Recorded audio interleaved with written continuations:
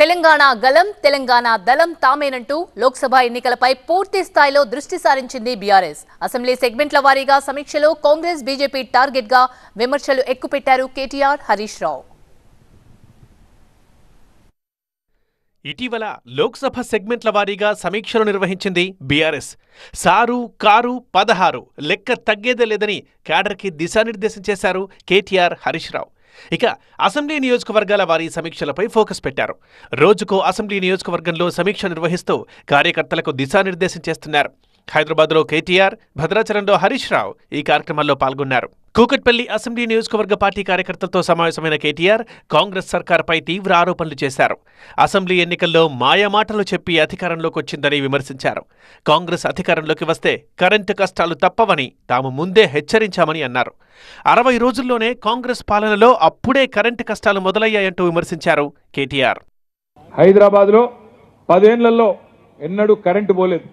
మరి ఈరోజు చిన్న పిల్లల బర్త్డే పార్టీల్లో కూడా ఒక అర్ధగంట కరెంటు పోగానే పిల్లలే అంటున్నారు కాంగ్రెస్ కాంగ్రెస్ అంటున్నారు. చూడండి, ఒక 60 రోజుల్లో ఎంతమంది బాధపడుతున్నారు ఒక్కసారి చూడండి. ఫ్రీ బస్సు మంచిదే, కానీ ఆ స్కీమ్తో మహిళలు సహా ఆటో డ్రైవర్లు ఇబ్బంది పడుతున్నారని ఆరోపించారు మాజీ మంత్రి కేటీఆర్. ఫ్రీ బస్సు మంచిదే, కానీ ఆడబిడ్డలకు కూసునేందుకు జాగా కూడా ఉండాలి కదా. బస్సులు పెంచాలి, బస్సులు లేని ఊర్లకు బస్సులు పెట్టాలి, బ్రహ్మాండంగా నడిపేయాలి, కొత్త బస్సులు పెట్టాలి, కండిషన్లు ఉన్న బస్సులు పెట్టాలి. 50 మంది ఎక్కే బస్సులో 150 మందిని ఎక్కించుడు, ఆగమాగం చేసుడు, ఒకల మీద ఒకరు పడేటట్టు, ఒకల మీద ఒకరు కొట్లాడుకునేటట్టు, ఇదేం దరిద్రమైన కథ. ఆలోచన చేయాలని చెప్పి నేను విజ్ఞప్తి చేస్తా ఉన్నా.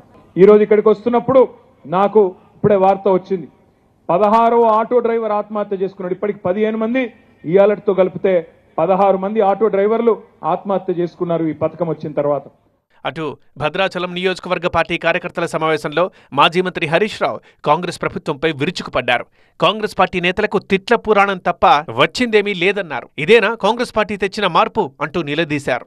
తెలంగాణ పునర్నిర్మాణం అంటే ఏంది? తిట్ల పురాణమే తెలంగాణ పునర్నిర్మాణమా? తిట్లు తప్ప ఏమన్నా చేసిందా? 2 నెలలలో ఏమున్నా ఎదుటి వారి మీద దాడి చేయడం, తిట్ల పురాణం తప్ప మీరు చేసిన మంచి పని ఏంది అని నేను అడుగుతా ఉన్నా. మీరు ఎన్నికల్లో ఏం హామీ ఇచ్చారు?